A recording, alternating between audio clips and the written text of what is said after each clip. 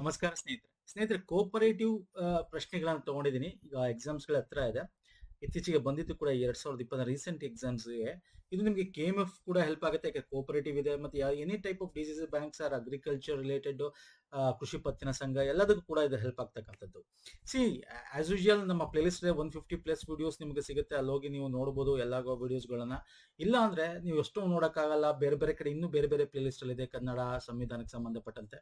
ನಮ್ಮ ಈ ಕಂಪ್ರೆನ್ಸಿವ್ ಕೋರ್ಸ್ಗೆ ಜಾಯ್ನ್ ಆಗ್ಬೋದು ಬೇಕಾದ್ರೆ, ಕಂಪ್ರೆನ್ಸಿವ್ ಕೋರ್ಸ್. ಓಕೆ, DCC ಮತ್ತೆ KMF ಗೆ ಸಂಬಂಧಪಟ್ಟಂತೆ ಇಲ್ಲಿ ನಿಮ್ಗೆ ಏನೇನಿರುತ್ತೆ ಅಂದ್ರೆ, ಎಷ್ಟು ವಿಡಿಯೋಸ್ಗಳು ಬೇಕಿಲ್ಲಿಗೆ, ಒಂದು ಥಿಯರಿ, MCQs, ಈ ಎಲ್ಲಾ ಸಬ್ಜೆಕ್ಟ್ಸ್ಗಳು ಕವರ್ ಆಗಿರುತ್ತೆ, ಇನ್ಕ್ಲೂಡಿಂಗ್ ಇದು KMF ಮತ್ತು DCC ಬ್ಯಾಂಕ್ ಎರಡಕ್ಕೂ ಸೇರಿ ಆಗಿರ್ತಕ್ಕಂಥ ಕೋರ್ಸ್.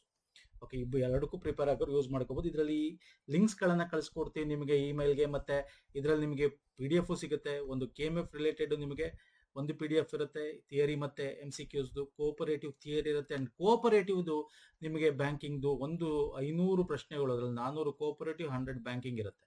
ಎಲ್ಲ PDF ನಿಮಗೆ ಇಮೇಲ್ಗೆ ಎಲ್ಲ ಕೂಡ ಒಂದೇ ಲಿಂಕ್ ಅಲ್ಲಿ ನಿಮ್ಗೆ ಕಳಿಸ್ಕೊಡ್ತೀವಿ. ಆಫ್ಟರ್ 499 ರುಪೀಸ್ ಆಗುತ್ತೆ. ಈ ಕೋರ್ಸ್ಗೆ ಜಾಯ್ನ್ ಆಗ್ಬೇಕಾದ್ರೆ ಜಾಯ್ನ್ ಆಗ್ಬೋದು. ಏನಿಲ್ಲ, ಈ ಅಕೌಂಟ್ಗೆ ನೀವು ಗೂಗಲ್ ಪೇ ಆಗಲಿ ಅಥವಾ ಯಾವುದೇ ಫೋನ್ ಪೇ ಆಗಲಿ, ಅಕೌಂಟ್ ಟ್ರಾನ್ಸ್ಫರ್ ಅಂತ ಇರುತ್ತೆ, ಬ್ಯಾಂಕ್ ಅಂತ ಇದ್ದಾರೆ, ಬ್ಯಾಂಕ್ ಟ್ರಾನ್ಸ್ಫರ್, ಅಲ್ಲಿ ಅಕೌಂಟ್ ನಂಬರ್ ಕಳಿಸಿ ನಮ್ಮ ವಾಟ್ಸಪ್ ನಂಬರ್ಗೆ ನೀವು ಸ್ಕ್ರೀನ್ ಶಾಟ್ ಕಳಿಸಿದ್ರೆ 6360111755. ಓಕೆ, ಕಳಿಸಿದ್ರೆ ನಾವು ಅಲ್ಲಿ ನಿಮಗೆ ಇಮೇಲ್ ID ಕೊಟ್ಟರೆ ಇಮೇಲ್ ID ಕಳಿಸ್ಕೊಡ್ತೀವಿ. ಎಲ್ಲ ಡೀಟೇಲ್ ನಿಮ್ಗೆ ಸಿಕ್ಬಿಡುತ್ತೆ. ಇಷ್ಟು ಮಾತ್ರ ಓದಿದ್ರೆ ಸಾಕು, ಬೇರೆ ಏನು ಓದುವಂತ ನೆಸಿಟಿ ಇರಲ್ಲ. ಓಕೆ, ಮತ್ತೆ ಕರೆಂಟ್ ಅಫೇರ್ಗೆ ಏನು ಕಳಿಸ್ಬೇಕು ಅವೆಲ್ಲ ನಿಮಗೆ ವಾಟ್ಸಪ್ ಅಲ್ಲಿ ಎಕ್ಸಾಮ್ ಬಂದಾಗ ಅಪ್ಡೇಟ್ ಮಾಡ್ತಾ ಇರ್ತೀವಿ. ಸೊ ಇದು ಪ್ರಮುಖವಾಗಿ. ಇಲ್ಲಾಂದ್ರೆ ನಮ್ಮ ಫ್ರೀ ಏನಿದೆ, ನೀವು ನಮ್ಮ ಒಂದು ಪ್ಲೇ ಲಿಸ್ಟ್ಗೆ ಹೋಗಿ ಲಿಂಕ್ ಕೊಟ್ಟಿರ್ತೀನಿ ಇದೇ ವಿಡಿಯೋದ ಕೆಳಗೆ ಡಿಸ್ಕ್ರಿಪ್ಷನ್ ಬಾಕ್ಸ್ ಅಲ್ಲಿ. ಓಕೆ, ಅಲ್ಲಿಂದ ನೀವು ನಾರ್ಮಲ್ ಆಗಿ ನೀವು ಎಲ್ಲ ವಿಡಿಯೋಸ್ಗಳು ಯಾವ್ದಾದ್ರು ಬೇಕು ನೋಡ್ಕೋಬಹುದು. ಫೈನ್, ತಡ ಮಾಡಲ್ಲ, ನನಗೆ ಡೈರೆಕ್ಟ್ ಕ್ವಶನ್ಸ್ ಬರ್ತೀನಿ. ವೆರಿ ಇಂಪಾರ್ಟೆಂಟ್, ಬನ್ನಿ ಸ್ನೇಹಿತರೆ. ಕೈಯಲ್ಲಿದೆ ನೋಡಿ, ಸಹಕಾರ ಸಂಸ್ಥೆಯ ಮ್ಯಾನೇಜ್ಮೆಂಟ್ ಅಂತಕ್ಕಂಥದ್ದು ನೋಡಿ. ಇಲ್ಲಿ ತುಂಬಾ ಕನ್ಫ್ಯೂಸ್ ಮಾಡ್ಕೊಬಿಡಿ. ಸಾಮಾನ್ಯ ಸಭೆ ಅಂತ ಹಾಕಿದ್ರೆ ರಾಂಗ್ ಆಗುತ್ತೆ. ನಿರ್ದೇಶಕ ಮಂಡಳಿ, board of director cooperative society.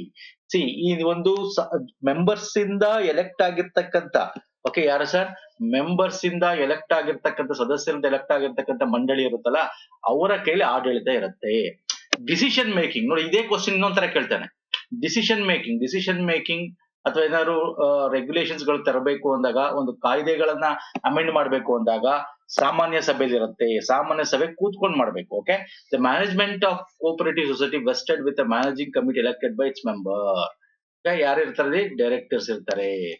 And ಇಲ್ಲಿ ನಾನು ನಿಮ್ಗೆ ಕೋಪರೇಟಿವ್ ಆಕ್ಟ್ ಅಲ್ಲೂ ಕೂಡ ಇದೆ, 24ನೇ ಸೆಕ್ಷನ್ ಅಲ್ಲಿ ಸಹಕಾರ ಸಂಘದಲ್ಲಿ ಅಂತಿಮಾಧಿಕಾರ ಅಂತಿದೆ. ಅಲ್ಲಿ ಅಂತಿಮಾಧಿಕಾರ is nothing but you want to change rules in the bylaws, ಅಥವಾ ಏನಾದ್ರು ಚೇಂಜಸ್ ಅಥವಾ ಕಾಯ್ದೆಗಳನ್ನ ಪ್ರಾವಿಷನ್ಸ್ ನ ಮಾಡಬೇಕು ಅಂದಾಗ ಸಾಮಾನ್ಯ ಮಂಡಳದಲ್ಲಿ ಇರುತ್ತೆ.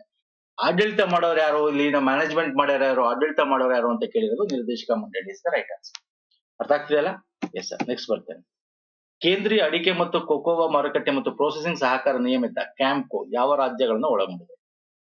ಕ್ಯಾಂಪ್ಕೋ ಇವಾಗ ಒಟ್ಟು 6 ಸ್ಟೇಟ್ಸ್ ಗಳನ್ನ ಒಳಗೊಂಡಿದೆ ಸರ್. ಒಟ್ಟು 6 ರಾಜ್ಯ. ಬಟ್ ಶುರುಲಿ ಅಟ್ ಸ್ಟಾರ್ಟಿಂಗ್ ಅಲ್ಲಿ ಇದು 2 ರಾಜ್ಯಗಳನ್ನ ಒಳಗೊಂಡು ಮಾಡಿತ್ತು. ಯಾವ್ದದು? ಕರ್ನಾಟಕ ಮತ್ತು ಕೇರಳ. ಎಲ್ಲಿದೆ ಇದ್ರ ಹೆಡ್ ಕ್ವಾರ್ಟರ್ಸ್ ಕೇಳಬಹುದು. ಹೆಡ್ ಕ್ವಾರ್ಟರ್ಸ್ ಎಲ್ಲಿದೆ ಕೇಳಬಹುದು. ಕ್ಯಾಂಪ್ಕೋ ಯಾವ್ದಕ್ಕೆ ಸಂಬಂಧಪಟ್ಟಿದೆ? ಫುಲ್ ಫಾರ್ಮ್ ಕೇಳಿದ ಸರ್ ಎಕ್ಸಾಮ್ ಅಲ್ಲಿ ಬೇರೆ ಬೇರೆ ಕ್ವಶನ್ ಗಳಲ್ಲಿ. ಕ್ಯಾಂಪ್ಕೋ ಅಂದ್ರೆ ಇಲ್ಲೇ ಇಂಗ್ಲಿಷ್ ಅಲ್ಲಿ ನೋಡಿದೆ, central areca nut and cocoa marketing and processing cooperative limited. ಇದರ ಹೆಡ್ ಕ್ವಾರ್ಟರ್ಸ್ ನಿಮಗೆ ಬಂದು ಮಂಗಳೂರಲ್ಲಿದೆ. ಓಕೆ, 1973 ಸ್ಥಾಪನೆ ಆಯ್ತು. ಇಲ್ಲಿ ನಾನು ನಿಮ್ಗೆ ಹೇಳ್ತೀನಿ, ಫಸ್ಟ್ ಕರ್ನಾಟಕ ಕೇರಳ ಇತ್ತು, ಆಮೇಲೆ ಇದನ್ನ ಎಕ್ಸ್ಟೆಂಡ್ ಮಾಡಿದ್ರು 6 ಸ್ಟೇಟ್ಗೆ. ಆಪ್ಷನ್ ಅದು ಕೊಟ್ಟಿಲ್ಲ. ಕರ್ನಾಟಕ ಕೇರಳ ಟಿಕ್ ಹಾಕಿ. ಯಾವ ಸ್ಟೇಟ್ ಗಳಿಗೆ ಎಕ್ಸ್ಟೆಂಡ್ ಮಾಡಿದ್ದಾರೆ?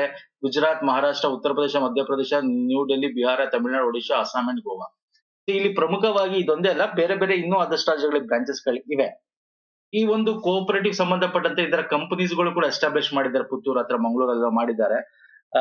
ಅದು ಫ್ಯಾಕ್ಟರೀಸ್ ಗಳನ್ನ ಮಾಡಿದ್ದಾರೆ. ಓಕೆ, ಇದು ಹೆಡ್ ಕ್ವಾರ್ಟರ್ಸ್. ಈಗ ಬ್ಲಾಕ್ ಪೆಪ್ಪರ್ ಕೂಡ ತಗೋತಾ ಇದ್ದಾರೆ ಅವರು. ಬ್ಲಾಕ್ ಪೆಪ್ಪರ್, ರಬ್ಬರ್ ಕೂಡ ಎಂಟರ್ ಆಗಿದ್ದಾರೆ. ಈಗ ಬ್ಲಾಕ್ ಪೆಪ್ಪರ್ ಮತ್ತೆ ರಬ್ಬರ್ಗೂ ಎಂಟರ್ ಆಗಿದ್ದಾರೆ. ಮೊದ್ಲು ಯಾವ್ದ್ರಲ್ಲಿ ಇದ್ರು ಇವರು? ಅಡಿಕೆ ಮತ್ತು ಕೋಕೋವಾದಲ್ಲಿದ್ರು. ಈಗ ರಬ್ಬರ್ ಮತ್ತೆ ಬ್ಲಾಕ್ ಪೆಪ್ಪರ್ಗೂ ಬಂದಿದ್ದಾರೆ. ನಬಾರ್ಡ್ ಸಂಸ್ಥೆ ಯಾವಾಗ ಸ್ಥಾಪನೆ ಆಯ್ತು? ನಬಾರ್ಡ್ ಆಕ್ಟ್ ಗೊತ್ತಲ್ಲ, 1981 ನಬಾರ್ಡ್ ಆಕ್ಟ್ ಕಾಯ್ದೆ ಎಸ್ಟಾಬ್ಲಿಷ್ ಆಗುತ್ತೆ. ಬಟ್ ಚಾಲ್ತಿಗೆ ಬರೋದು 1982 is the right answer. Okay, 1982 act 1981 ಅಲ್ಲಿ ಚಾಲ್ತಿಗೆ ಬರುತ್ತೆ. ಫಾರ್ಮೇಶನ್ ಫಾರ್ಮೇಶನ್ ಅಂತ ಕರಿತೀವಿ. ಹೆಡ್ ಕ್ವಾರ್ಟರ್ಸ್ ಎಲ್ಲಿದೆ ಅವೆಲ್ಲ ಗೊತ್ತಿರಬೇಕು. ನಬಾರ್ಡ್ ಏನಕ್ಕೆ ಕೆಲಸ ಮಾಡುತ್ತೆ, ಯಾವ ಒಂದು ಮಿನಿಸ್ಟ್ರಿ ಸಚಿವಾಲಯದ ಕೆಳಗೆ ಬೀಳುತ್ತೆ, ಅವೆಲ್ಲ ಗೊತ್ತಿರಬೇಕು ಸ್ನೇಹಿತರೆ. 12th July 1982 ಫಾರ್ಮೇಶನ್ ಆಗುತ್ತೆ. 1981 ನಬಾರ್ಡ್ ಆಕ್ಟ್ ಅಂತ ಪಾರ್ಲಿಮೆಂಟ್ ತರ್ತಾರೆ. Okay, yes sir. ಮತ್ತೆ ಯಾವ ಒಂದು ಶಿಫಾರಸು ಮೇಲೆ ಇವೆಲ್ಲ ನಾವು ರೀಸೆಂಟ್ ಆಗಿ ಮಾಡಿದೀವಿ ಅಲ್ವಾ, ಶಿವರಾಮನ್ ಕಮಿಟಿ, ಅವೆಲ್ಲ ಗೊತ್ತಿರಬೇಕು. ಪ್ರಾಥಮಿಕ ಸಹಕಾರ ಸಂಘಗಳ ಮೂಲ ಬಂಡವಾಳ ಯಾವುದು? ಕೋಪರೇಟಿವ್ಗೆ ಯಾರು ಸರ್, ಅವ್ರ ಸದಸ್ಯರುಗಳ ಶೇರ್ಸ್ ಹಾಕೊಂಡು ಬರ್ತಕ್ಕಂಥದ್ದು. ಅಂದ್ರೆ ಅಲ್ಲಿ ಯಾರ್ಯಾರು ನೀವು ನಿಮ್ಮ ಹಳ್ಳಿ ಕಡೆ ಇದ್ದವ್ರು ಗೊತ್ತಿರುತ್ತೆ ಸರ್. ಈಗಲೂ ಕೋಪರೇಟಿವ್ಗಳಲ್ಲಿ ನೀವು ಸಾಲ ತಗೋತಾದ್ರೆ ಶೇರ್ಗಳು ಅಂತ ಹಿಡಿತಾರೆ ಅವರು. ಪ್ರತಿಯೊಂದು ತಿಂಗಳಲ್ಲೂ ವರ್ಷದಲ್ಲೂ ಶೇರ್ ಅಂತ ಹಿಡಿತಾರೆ. ಅದು ನೀವು ಸದಸ್ಯತ್ವ ನಮ್ಗೆ ಬೇಡ, ಲೋನ್ಗಳು ನಾನು ವಾಪಸ್ ಮೆಂಬರ್ಶಿಪ್ ಇಂದ ಬರ್ತೀನಿ, ನೀವ್ ಏನು ಇದುವರೆಗೂ ದುಡ್ಡು ಹಾಕಿರ್ತೀರ ಆ ಶೇರ್ಗಳ ಅಮೌಂಟ್ ನಿಮಗೆ ವಾಪಸ್ ಕೊಡ್ತಾರೆ. ಓಕೆ, ಸೊ ಏನಂತ ಕರಿತೀವಿ, ಸದಸ್ಯರ ಷೇರು ಹಣ is the right answer. It is the ಮೂಲ ಬಂಡವಾಳ. ಫೈನ್ ಸರ್, ನೆಕ್ಸ್ಟ್ ಬರ್ತೇನೆ. ಭೂ ಅಭಿವೃದ್ಧಿ ಬ್ಯಾಂಕ್ ಭೂ ಅಡಮಾನ ಬ್ಯಾಂಕಿನ ಬದಲಾದ ಹೆಸರು ಅಂದ್ರೆ ಲ್ಯಾಂಡ್ ಡೆವಲಪ್ಮೆಂಟ್ ಬ್ಯಾಂಕ್ ಅಥವಾ ಮಾರ್ಟ್ಗೇಜ್ ಬ್ಯಾಂಕ್ ಅಂತ ಇರೋದನ್ನ ಅದನ್ನ ಹೆಸರನ್ನು ಚೇಂಜ್ ಮಾಡಿದ್ದಾರೆ. It is also known as, ಅಥವಾ ಬದಲಾದ ಹೆಸರು ಯಾವುದು? ಅಪೆಕ್ಸ್ ಬ್ಯಾಂಕಾ? ಅಲ್ಲ. ಸಹಕಾರ ಮಹಾಮಂಡಳಿನ? ಅಲ್ಲ. ಸಹಕಾರ ಕೃಷಿ ಮತ್ತು ಗ್ರಾಮೀಣಾಭಿವೃದ್ಧಿ bank? Yes. Cooperative agriculture and rural development bank ಅಂತ ಕರಿತೀವಿ. ಸರ್, ಕೋಆಪರೇಟಿವ್ ಅಗ್ರಿಕಲ್ಚರ್ ಅಥವಾ ಸ್ಟೇಟ್ ಕೋಆಪರೇಟಿವ್ ಅಂತ ಕೂಡ ಕರೀಬಹುದು. ಇವನ್ ಈಗ ನಬಾರ್ಡ್ ಇದೆಯಾ ಸರ್, ನಬಾರ್ಡ್ ಇಸ್ ಆಲ್ಸೋ ಈಗ ನಾವು agriculture rural development bank NABARD ಕೂಡ ಅಲ್ವಾ? ಎಸ್. ನೆಕ್ಸ್ಟ್ ಬರ್ತೇನೆ. ಬ್ಯಾಂಕಿಂಗ್ ಒಂಬಡ್ಸ್ಮನ್ ಇವರು ಯಾವ ವಿಷಯಕ್ಕೆ ಸಂಬಂಧಪಟ್ಟು, ಯಾರ ವಿಷಯಕ್ಕೆ? ನೋಡಿ, ಇದೊಂದು ಕೋಆಪರೇಟಿವ್ ಅಂತಲ್ಲ, ಎಲ್ಲಾ ಬ್ಯಾಂಕ್ಗಳಲ್ಲೂ ಇರುತ್ತೆ ಒಂಬಡ್ಸ್ಮನ್ ಅಂತ. ಒಂದು ಬ್ಯಾಂಕಿಂಗ್ ಅಲ್ಲಿ ಲೆವೆಲ್ ಅಲ್ಲಿ ಇರ್ತಾರೆ, ಇನ್ನೊಂದು RBI ಲೆವೆಲ್ ಇರ್ತಾರೆ. ಬ್ಯಾಂಕಿಂಗ್ ಅಲ್ಲಿ ನಿಮ್ಗೆ ಏನಾದ್ರು ದುಡ್ಡು ಹೋಯ್ತು ಅಥವಾ ಏನಾದ್ರು ಕುಂದು ಕೊರತೆಗಳಿತ್ತು, ಅದನ್ನ ವ್ಯವಹಾರಕ್ಕೋಸ್ಕರ ಅದನ್ನ ಸಾಲ್ವ್ ಮಾಡಕ್ಕೋಸ್ಕರನೇ ಇರೋದು ಒಂಬಡ್ಸ್ಮನ್ ಅಂತ ಹೇಳಿ. ಅಲ್ಲಿ ಸಾಲ್ವ್ ಮಾಡಿಲ್ವಾ, ನೀವು RBIಗೆ ಇದ್ ಮಾಡ್ಬೋದು. ಹಂಗೆ ಕೋಆಪರೇಟಿವ್ ಕೂಡ ಬ್ಯಾಂಕಿಂಗ್ ಒಂಬಡ್ಸ್ಮನ್ ಇರ್ತವೆ. ಅಂದ್ರೆ ಇದು ಗ್ರಾಹಕರ ಕುಂದು ಕೊರತೆಗಳ ಪರಿಹಾರವನ್ನ ಸಾಲ್ವ್ ಮಾಡಕ್ಕೆ ಇರ್ತಕ್ಕಂಥದ್ದು ombudsman. Okay, yes. Saraswat okay, Saraswat ಅಂತ ಕೊಟ್ಟಿದ್ರೆ ಇಲ್ಲಿ ನೋಡಿ, ಸರಸ್ವತ್ ಕೋಆಪರೇಟಿವ್ ಬ್ಯಾಂಕ್ ಅಂತ ಇದೆ. ಇದು ಯಾವ ರೀತಿಯ ಸಹಕಾರ ಸಂಘಕ್ಕೆ ಉದಾಹರಣೆ? ವಿಚ್ ಟೈಪ್ ಆಫ್ ಕೋಆಪರೇಟಿವ್ ಇದು ಅಂತ ನೋಡಿ. ಯಾಕೆ ಕೇಳ್ತಾರೆ ಇದು? This is the biggest one cooperative bank ಅಂತ. ಸುಮ್ನೆ ಕೇಳಲ್ಲ, ಇದು ಯಾವ್ದಾವ್ದೋ ಹೆಸರುಗಳನ್ನು ತಗೊಂಡು ನಿಮ್ಗೆ ಸುಮ್ನೆ ಕೇಳಲ್ಲ ಆ ಬ್ಯಾಂಕ್ ಹೆಸರುಗಳನ್ನು. ಅದ್ರಲ್ಲಿ ಏನೋ ಇರುತ್ತೆ sir. Is the biggest cooperative bank ಅಂದ್ರೆ ತುಂಬಾ ಬ್ರಾಂಚ್ ಗಳಿದೆ. ಮಲ್ಟಿ ಸ್ಟೇಟ್ ಕೋಆಪರೇಟಿವ್ ಬ್ಯಾಂಕ್ ಇದು. ವಿಚ್ ಟೈಪ್ ಆಫ್ ಬ್ಯಾಂಕ್ ಇದು? ಅರ್ಬನ್ ಕೋಆಪರೇಟಿವ್ ಬ್ಯಾಂಕಾ, ರಾಜ್ಯ ಸಹಕಾರ ಸಂಘನ? ಯಾವ್ದು? ಪಟಾಪಟ ಅಂತ ಹೇಳ್ಬೇಕು. ಎಲ್ಲಿದೆ ಇದರ ಹೆಡ್ ಕ್ವಾರ್ಟರ್ಸ್? ನೋಡಿ, ಇದನ್ನ ಕೇಳಿದ್ದಾನೆ ಬೇರೆ ಬೇರೆ ಕೋಆಪರೇಟಿವ್ ಎಕ್ಸಾಮ್ ಅಲ್ಲಿ. ಇದರ ಹೆಡ್ ಕ್ವಾರ್ಟರ್ಸ್ ಕೂಡ ಕೇಳಿದ್ದಾನೆ. ಒಂದ್ಸಲ ಯಾವಾಗ ಸ್ಥಾಪನೆ ಆಯ್ತು ಅಂತ ಕಡೆ ಕೇಳ್ತಾನೆ. 1918 ಸ್ಥಾಪನೆ ಆಯ್ತು. ಓಕೆ, 106 ವರ್ಷ ಸೆಲೆಬ್ರೇಟ್ ಮಾಡ್ಕೊಂಡಿದೆ. It is the largest urban cooperative bank in India, spread across 6 states: Maharashtra, Goa, Gujarat, Delhi, Madhya Pradesh, ಕರ್ನಾಟಕದಲ್ಲೂ ಇದೆ. ಕರ್ನಾಟಕದ ಪ್ರತಿ ಜಿಲ್ಲೆಗಳಲ್ಲೂ ನಿಮಗೆ ಸಿಗ್ತದೆ ಇದು. It is urban cooperative bank. Option 1 is the right answer. ಅರ್ಥ ಆಗ್ತಿದೆಯಲ್ಲ? ಇದು ಎಸ್ಟಾಬ್ಲಿಷ್ ಆಗಿ 100 ವರ್ಷ ಆಗಿದೆ ಸ್ನೇಹಿತರೆ. ಎಸ್ಟಾಬ್ಲಿಷ್ 1918 ಕೇಳ್ತಾನೆ ನೋಡಿ, ಇದನ್ನೆಲ್ಲ ಕೇಳ್ತಾನೆ ಎಕ್ಸಾಮ್ ಅಲ್ಲಿ. ಏನಕ್ಕೆ ಕೇಳ್ತಾನೆ? Because it is oldest and largest branches ಇದೆ ಕೋಆಪರೇಟಿವ್ ಬ್ಯಾಂಕ್ ಅಲ್ಲಿ. 100 ವರ್ಷ ಕಳೆದಿದೆ. ಹಂಗಾಗಿ ಇಂಥ ಎಕ್ಸಾಮ್ ಗಳಲ್ಲಿ ಇಂಥ ಕ್ವಶನ್ಸ್ ಗಳು ಬರ್ತವೆ. Okay, shall we move to next question? ಬನ್ನಿ ಸರ್, ನೆಕ್ಸ್ಟ್ ಕ್ವಶನ್.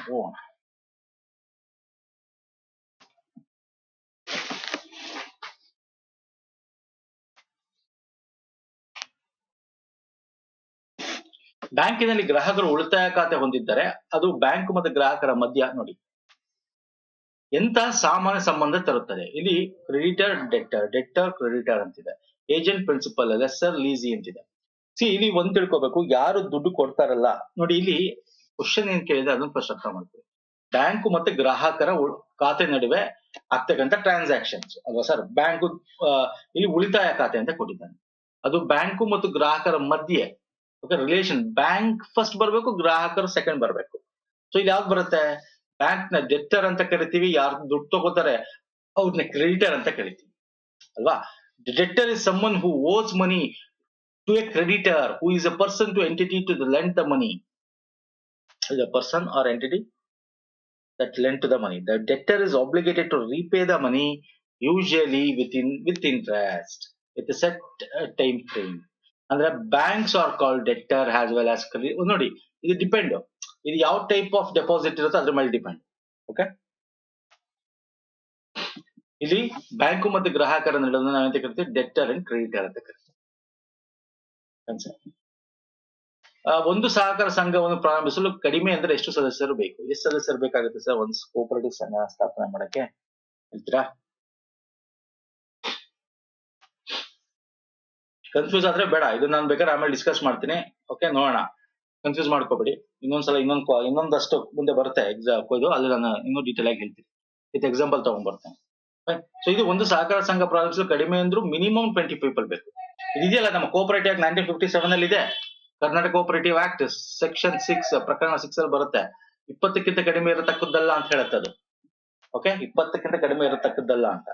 ಲಂಡನ್ ನಲ್ಲಿ ಡ್ಯಾಶ್ ನಡೆದ ಅಂತಾರಾಷ್ಟ್ರೀಯ ಸಹಕಾರ ಕಾಂಗ್ರೆಸ್ ನ ಮೂಲಕ ಇಂಟರ್ನ್ಯಾಷನಲ್ ಕೋಆಪರೇಟಿವ್ ಅಲಯನ್ಸ್ ನ ICA ಅಸ್ತಿತ್ವಕ್ಕೆ ಬಂತು. ವೆರಿ ಇಂಪಾರ್ಟೆಂಟ್ ಇದು. ಯಾಕೆ ಇಂಪಾರ್ಟೆಂಟ್? ICA ಅಂತಕ್ಕಂಥದ್ದು ಯಾವಾಗ ಬಂತು?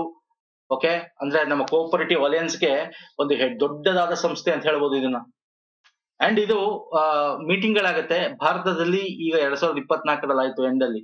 This is also very important. ಎಲ್ಲಾಯ್ತು, ಅದರ ಥೀಮ್ ಅಥವಾ ವಿಷಯ ಏನು ಹೇಳ್ತಾನೆ. ಮತ್ತೆ ICA ನ ಹೆಡ್ ಕ್ವಾರ್ಟರ್ಸ್ ಎಲ್ಲಿದೆ ಹೇಳ್ತಾನೆ. ಕೇಳಿದಂಗೆ ಕೂಡ ಪ್ರೀವಿಯಸ್ ಇಯರ್ ಎಕ್ಸಾಮ್ಸ್ ಗಳಲ್ಲಿ.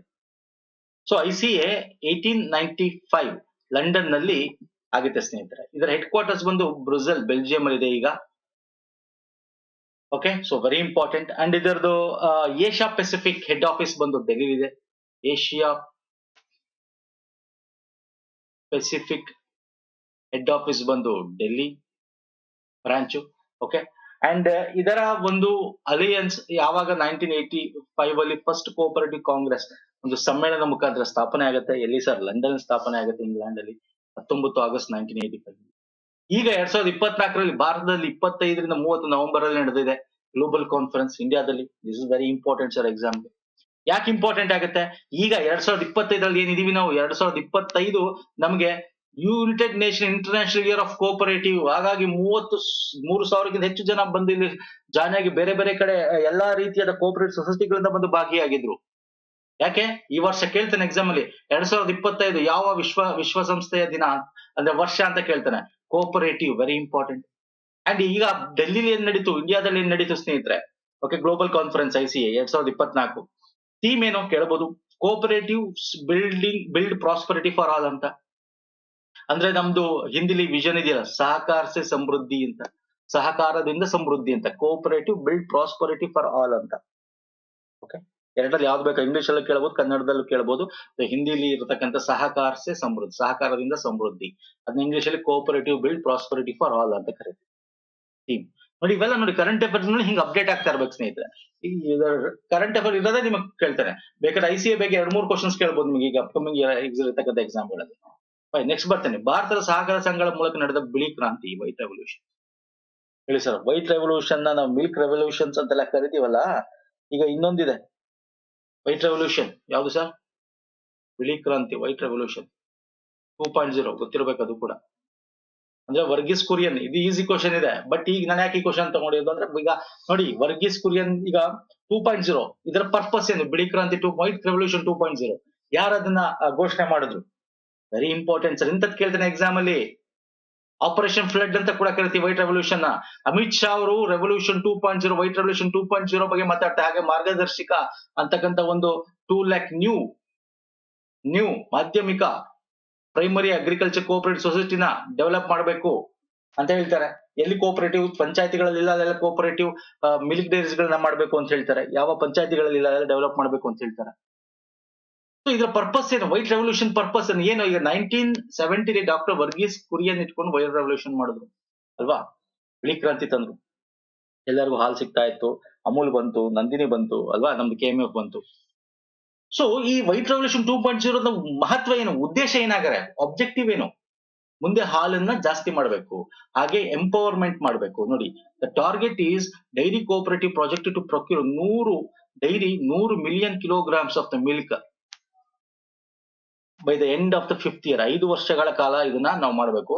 5 ವರ್ಷಗಳಲ್ಲಿ ಪ್ರತಿದಿನ 100 ಮಿಲಿಯನ್ ಕಿಲೋಗ್ರಾಮ್ಸ್ ಅಷ್ಟು ಡೈರಿ ಕೋಆಪರೇಟಿವ್ ಅದನ್ನ ಹಾಲುಗಳನ್ನ ನಾವು ಜನರಿಂದ ತಗೋಬೇಕು ಅಂತಕ್ಕಂಥದ್ದು. ಅಂದ್ರೆ ಇಲ್ಲಿ ಹೇಳ್ತಾ ಹೋಗುತ್ತೆ increase procurement led by cooperative from present. ಈಗ 660 lakhs ಪರ್ ಲೀಟರ್ ಇದೆ, ಅದನ್ನ 1 ಲಕ್ಷ ಲೀಟರ್ಸ್ ಮಾಡ್ಬೇಕು ಅಂತ. This is the target. ಈಗ 660 ಲಕ್ಷ ಲೀಟರ್ ಇದೆ ಡೈರಿ ಕೋಆಪರೇಟಿವ್ ಮಿಲ್ಕ್ ನ ತಗೋತಾ ಇರೋದು. 1,000 ಲಕ್ಷ ಲೀಟರ್ ನ ಮಾಡ್ಬೇಕು. ಓಕೆ, ಹಾಗೆ ನಮ್ಗೆ ಲಾಂಚ್ ಆಫ್ ಮಾರ್ಗದರ್ಶಿಕಾ ಅಂತಂದ್ರೆ 200 ಮಲ್ಟಿಪರ್ಪಸ್ ಪ್ರೈಮರಿ ಅಗ್ರಿಕಲ್ಚರ್ ಕೋಆಪರೇಟಿವ್ಸ್ ಸ್ಥಾಪನೆ ಮಾಡಿದ್ರೆ, MPACS. ಬೇಕಾದ್ರೆ ಫುಲ್ ಫಾರ್ಮ್ ಕೇಳ್ತಾನೆ ನಿಮ್ಗೆ, ಇವೆಲ್ಲ ಸುದ್ದಿ ಇಲ್ಲ, ಫುಲ್ ಫಾರ್ಮ್ ಕೇಳ್ತಾನೆ. Multipurpose primary agriculture cooperative, MPACS ಅಂತ.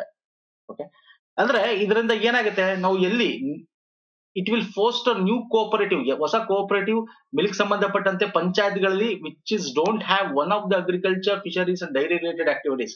ಎಲ್ಲಿ ಅಗ್ರಿಕಲ್ಚರ್ ಸಂಬಂಧಪಟ್ಟ ಕೋಆಪರೇಟಿವ್ಗಳಿಲ್ಲ, ಡೈರಿಗೆ ಸಂಬಂಧಪಟ್ಟಂತೆ ಇಲ್ಲ, ಮತ್ತೆ ಫಿಶರಿ ಅಂದ್ರೆ ಮೀನುಗಾರಿಕಾ ಕೋಆಪರೇಟಿವ್ಗಳಿಲ್ಲ ಅಂತ ಕಡೆ ಎಲ್ಲ ಸ್ಥಾಪನೆ ಮಾಡಬೇಕು. ಓಕೆ, ಇದನ್ನ ಮಿನಿಸ್ಟ್ರಿ ಆಫ್ ಕೋಆಪರೇಷನ್ ಅಡಿಯಲ್ಲಿ ನಬಾರ್ಡ್ ಮತ್ತೆ national dairy development board collaboration ಅಲ್ಲಿ ಮಾಡ್ತಿರ್ತಕ್ಕಂಥದ್ದು. ಇವೆಲ್ಲ ಗೊತ್ತಿರ್ಬೇಕು, ಇವೆಲ್ಲ ಎಕ್ಸಾಮ್ ಅಲ್ಲಿ ಬರುವಂತ ಚಾನ್ಸಸ್. ನೋಡಿ, ಕರೆಂಟ್ ಅಫೇರ್ ನ ನಿಮ್ಗೆ ಕವರ್ ಮಾಡ್ತೇನೆ. ಒಂದು ಸ್ಟಾಟಿಕ್ ಕ್ವಶನ್ಸ್, ಅದ್ರ ರಿಲೇಟೆಡ್ ಕರೆಂಟ್ ಅಫೇರ್ ಎರಡೂ ಕೂಡ ಮಾಡ್ತಾ ಇದೀನಿ. ಫೈನ್ ಸರ್, ನೆಕ್ಸ್ಟ್ ಬರ್ತೇನೆ. ಪಟ್ಟಣ ಸಹಕಾರಿ ಬ್ಯಾಂಕ್ಗಳು, ವೇತನದಾರ ಸಂಘಗಳು, ಥ್ರಿಫ್ಟ್ ಮತ್ತು ಪತ್ತಿನ ಸಹಕಾರಗಳು ಇವು ಯಾವುದಕ್ಕೆ ಉದಾಹರಣೆಗಳು? ನೋಡಿ, ಇಲ್ಲಿ ವೇತನಕ್ಕೆ ಸಂಬಂಧಪಟ್ಟಂತೆ ಅಂದ್ರೆ ಸ್ಯಾಲ್ರಿ ಮತ್ತೆ ಥ್ರಿಫ್ಟ್, ಕ್ರೆಡಿಟ್, ಸಾಲ ಕೊಡೋದು, ಇಂಥ ಕೆಲಸ ಮಾಡ್ತಕ್ಕಂಥದ್ದನ್ನ ನಾವು ಕೃಷಿಯೇತರ ಅಂತ ಕರಿತೀವಿ. ಕೃಷಿಗೆ ಸಂಬಂಧಪಟ್ಟಂತೆ ಬೇರೆ ತರ ಇದು ಮಾಡೋದು ಕೃಷಿ ಪತ್ತಿನ ಸಹಕಾರ. ಇದು ಕೃಷಿಯೇತರ ಪತ್ತಿನ ಸಹಕಾರ ಸಂಘ ಅಲ್ವಾ? ಕೃಷಿಯೇತರ ಪತ್ತಿನ ನಿಮಗೆಲ್ಲ ಇರುತ್ತೆ. ನಿಮ್ಗೆ ಈಗ BMTC ಅಥವಾ KSRTC ಕೋಆಪರೇಟಿವ್ ಸೊಸೈಟಿಗಳಿರ್ತವೆ, ಬೇರೆ ಬೇರೆ ಇರ್ತವೆ, ಹೌಸಿಂಗ್ ಸೊಸೈಟಿ, ಇವೆಲ್ಲ ಕೃಷಿಯೇತರ ಸೊಸೈಟಿಗಳು ಅಲ್ವಾ ಸರ್? ಕೃಷಿಯೇತರ ಸೊಸೈಟಿಗಳು.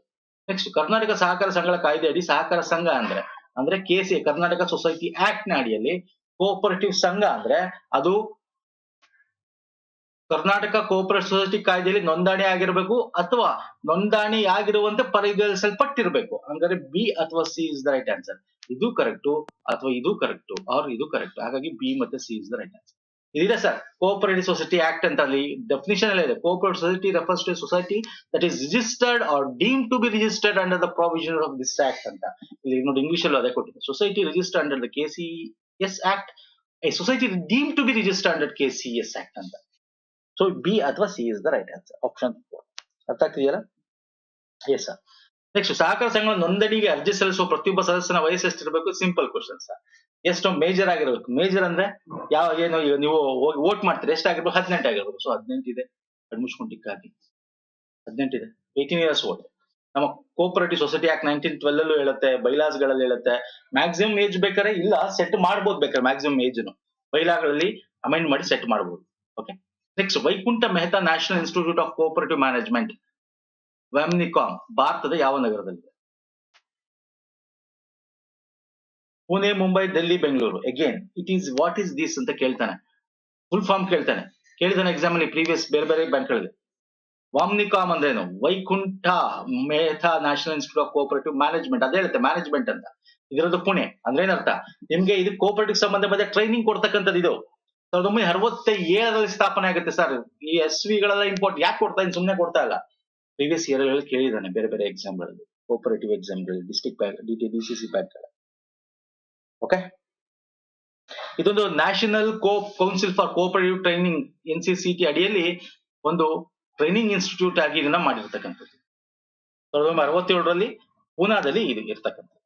ಓಕೆ, ನೆಕ್ಸ್ಟ್ ಅಂದಿನ ಬಾಂಬೆ ಪ್ರಾಂತ್ಯದ ಡ್ಯಾಶ್ ರಲ್ಲಿ 1915ರಲ್ಲಿ ಮೊಟ್ಟ ಮೊದಲನೆಯ ಮಾರುಕಟ್ಟೆ ಸಹಕಾರ ಸಂಘ ಸಂಸ್ಥೆ ಅಸ್ತಿತ್ವಕ್ಕೆ ಬಂದಿತು.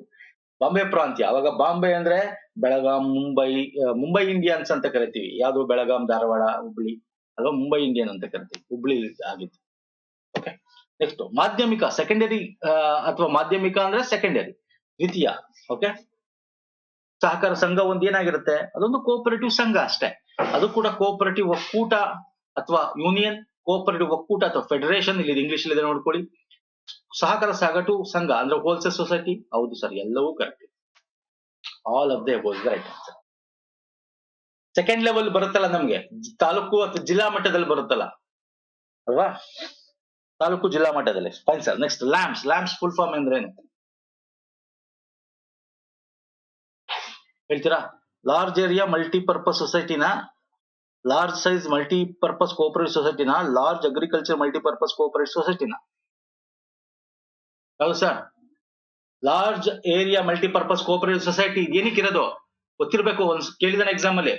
Purpose of this what? LAMPS ಅಂದ್ರೆ it is a cooperative society services to tribal and rural community. ಟ್ರೈಬಲ್ಗೆ, ಎಸ್ಪೆಷಲಿ ಟ್ರೈಬಲ್ ವುಮೆನ್ಸ್ ಟ್ರೈಬಲ್ ಬುಡಕಟ್ಟು ಜನ ಮತ್ತೆ ಹಳ್ಳಿಗಳಿಗೆ ಸರ್ವಿಸಸ್ ಕೊಡ್ತಕ್ಕಂಥದ್ದು. ಓಕೆ, ಬುಡಕಟ್ಟು ಪಂಗಡಗಳಿಗೆ ಅದನ್ನ ಲ್ಯಾಂಪ್ಸ್ ಅಂತ ಕರಿತೀವಿ. 1984 ಎಸ್ಟಾಬ್ಲಿಷ್ ಮಾಡ್ತಾರೆ under national scheduled tribe finance development corporation ಅಡಿಯಲ್ಲಿ.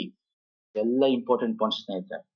ಲ್ಯಾಂಪ್ಸ್ ಫುಲ್ ಫಾರ್ಮ್ ಗೊತ್ತಿರಬೇಕು, ಪರ್ಪಸ್ ಆಫ್ ದಿಸ್ ಏನು, ಅದ್ರ ಉದ್ದೇಶ ಏನ್ ಗೊತ್ತಿರಬೇಕು. ಲಾರ್ಜ್ ಏರಿಯಾ ಮಲ್ಟಿಪರ್ಪಸ್ ಸೊಸೈಟಿ, ಎಲ್ಲಿಗೆ ಸರ್, ಟ್ರೈಬಲ್ ಅಂಡ್ ರೂರಲ್ ಕಮ್ಯುನಿಟಿಗೆ ತನ್ನ ಸರ್ವಿಸ್ ಗಳನ್ನ ಕೊಡಕ್ಕೋಸ್ಕರ ಮಿನಿಸ್ಟ್ರಿ ಆಫ್ ಟ್ರೈಬಲ್ ಅಫೇರ್ಸ್ ಇಂದ ಅಡಿಯಲ್ಲಿ ಇದನ್ನ ಬುಡಕಟ್ಟು ಸಚಿವಾಲಯದ ಅಡಿಯಲ್ಲಿ ಮಾಡಿರ್ತಕ್ಕಂಥದ್ದು. ಇದನ್ನ national scheduled tribe finance development corporation ಅಡಿಯಲ್ಲಿ ಇದನ್ನ ಮಾಡ್ತಾರೆ. 1984 ಬಂದಿರತಕ್ಕಂಥದ್ದು. Option 2 is the right answer. Fine sir, next ಹೋಗೋಣ ಬನ್ನಿ. ಕರ್ನಾಟಕ ಸೌಹಾರ್ದ ಸಹಕಾರ ಕಾಯ್ದೆ ಯಾವುದು ವರ್ಷದಲ್ಲಿ ಬಂತು? 1997. ಈ ಕಾಯ್ದೆ ಇದೆ 1997. ಓಕೆ, 1997. ಬಟ್ ಇದನ್ನ 2001 ಜಾರಿಗೆ ಬರುತ್ತೆ. ಬಟ್ ಕರ್ನಾಟಕ ಸೌಹಾರ್ದ ಸಹಕಾರ ಆಕ್ಟ್ 1997 ಅಂತಾನೆ ಇದೆ.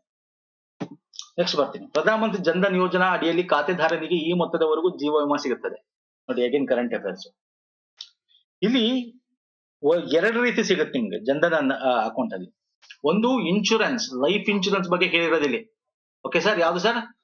ಜೀವ ವಿಮೆ ಬಗ್ಗೆ ಕೇಳಿರೋದು. ಇನ್ನೊಂದು ಆಕ್ಸಿಡೆನ್ಷಿಯಲ್ ಇನ್ಶೂರೆನ್ಸ್ ಬರುತ್ತೆ. ಆಕ್ಸಿಡೆನ್ಷಿಯಲ್ ಅದು ಕೇಳ್ತಾನೆ.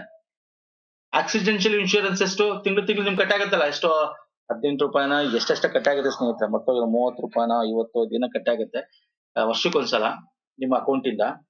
Minimum amount. ಯಾವ ಅಕೌಂಟ್ ಅಲ್ಲೂ ಬೇಕಾದ್ರೂ ಇದನ್ನ ತಗೋಬಹುದು ನೀವು. ಲೈಫ್ ಇನ್ಶೂರೆನ್ಸ್ ಬಂದು 30,000 ಸ್ನೇಹಿತರೆ.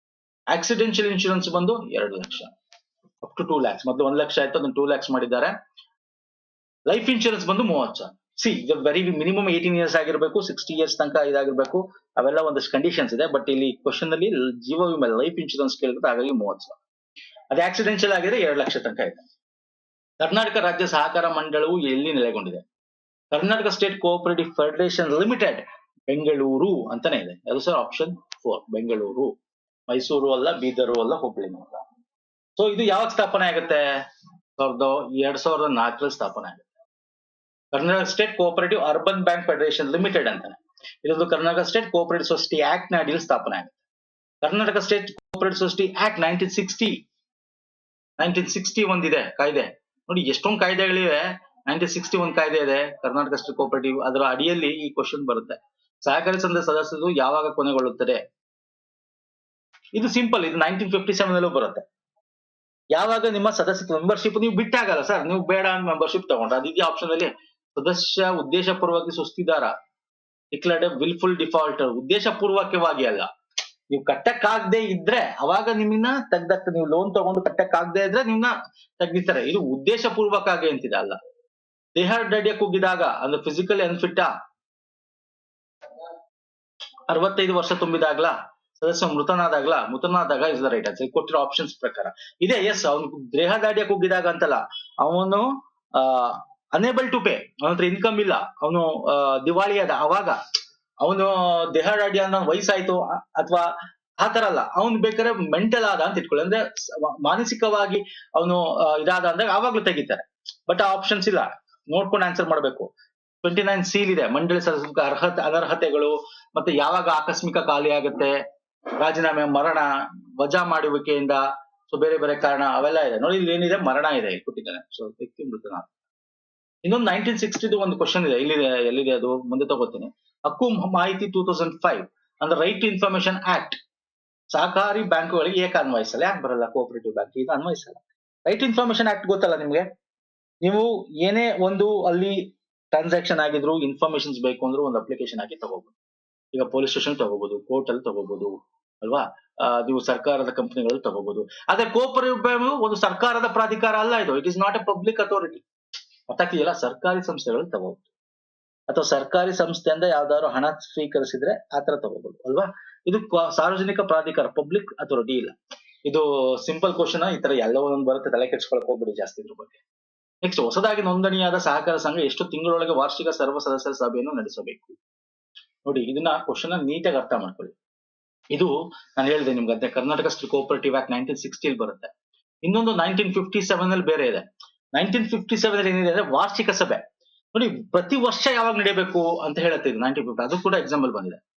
ಪ್ರತಿ ವರ್ಷ ಸೆಪ್ಟೆಂಬರ್ 25 ಒಳಗೆ ಆಗಬೇಕು ಅಂತ ಹೇಳುತ್ತಿದೆ 1957 ಕಾಯ್ದೆಯಲ್ಲಿ. ಇನ್ನು ಇಲ್ಲಿ ಅದನ್ನ ಕೇಳಿಲ್ಲ, ಇಲ್ಲಿ ಕೇಳಿರೋದು ಅದಲ್ಲ. ಇಲ್ಲಿ ಕೇಳಿರೋದೇನು, ಈಗ ರಿಜಿಸ್ಟರ್ ಹೊಸದಾಗಿ ರಿಜಿಸ್ಟರ್ ಆಗಿದ್ದೀರಾ, ಈಗ ಈ ವರ್ಷ ರಿಜಿಸ್ಟರ್ ಆಗಿದ್ದೀರಾ ಸರ್. ಈಗ ನೆಕ್ಸ್ಟ್ ಸಭೆ ಮಾಡಬೇಕು, ಮೊದಲ ಸಭೆ ವಾರ್ಷಿಕ ಸರ್ವ ಸದಸ್ಯರ ಸಭೆ. ಎಷ್ಟು ತಿಂಗಳೊಳಗೆ ಮಾಡಬೇಕು, ಹೊಸದಾಗಿ ನೋಂದಣಿ ಆಗಿರ್ತಕ್ಕಂಥದ್ದು. ನೋಂದಣಿ ಆದ್ಮೇಲೆ ಪ್ರತಿ ವರ್ಷ ಸೆಪ್ಟೆಂಬರ್ 25 ಮಾಡಬೇಕು ವಾರ್ಷಿಕ ಸಭೆ, ದಟ್ ಇಸ್ ಡಿಫ್ರೆಂಟ್. ಬಟ್ ಹೊಸದಾಗಿ ನೋಂದಣಿ ಆಗಿರೋದು 18 ತಿಂಗಳೊಳಗೆ ಮಾಡಬೇಕು, 18 days. ಓಕೆ, ವೆರಿ ಇಂಪಾರ್ಟೆಂಟ್ ಸ್ನೇಹಿತರೆ. ನೋಡಿ, ಅದೇ ರೀತಿ ನಾವು ಈ ತರ ಕೋಆಪರೇಟಿವ್ ಸಂಬಂಧಪಟ್ಟಂತೆ, ಬ್ಯಾಂಕಿಂಗ್ ಸಂಬಂಧಪಟ್ಟಂತೆ ಇದನ್ನ ಅಟ್ಲೀಸ್ಟ್ ರಿವಿಷನ್ ಮಾಡಿ. ಎಕ್ಸಾಮ್ 1 or 2 days ಇದ್ದಾಗ ಎಷ್ಟೆಲ್ಲ ಆಗಿದೆ ಅಷ್ಟು ರಿವಿಷನ್ ಮಾಡಿ. ಕೋಆಪರೇಟಿವ್ಗೆ ಸಂಬಂಧಪಟ್ಟ ಥಿಯರಿ ಕ್ಲಾಸ್ಗೆ ನಾವು PDF ಇದೆ, ಬೇಕಾದ್ರೆ ತಗೋಬಹುದು. ಲಿಂಕ್ ಡಿಸ್ಕ್ರಿಪ್ಷನ್ ಬಾಕ್ಸ್ ಅಲ್ಲಿ ಕೊಡ್ತೀನಿ. ಓಕೆ, ನಮ್ಮ ಟೆಲಿಗ್ರಾಮ್, ಇನ್ಸ್ಟಾಗ್ರಾಮ್ ಫಾಲೋ ಮಾಡಿ ನಾವು ಮಾಡ್ಕೊಳ್ಳಿ. ಇನ್ನೂ ಒಂದಷ್ಟು ಕ್ವಶನ್ಸ್ ಗಳನ್ನ ತರ್ತೇನೆ ನಾನು, ಇನ್ನೊಂದು ವಿಡಿಯೋ ತರೋಣ ಎಕ್ಸಾಮ್ ಗಿಂತ ಮುಂಚೆ. ಓಕೆ, ಈಗೇನು ಎಕ್ಸಾಮ್ಸ್ ಗಳಿವೆ. ನೆಕ್ಸ್ಟ್ ವಿಡಿಯೋ ಪುನಃ ಸಿಗ್ತೀನಿ. ನಮಸ್ಕಾರ, ಧನ್ಯವಾದ.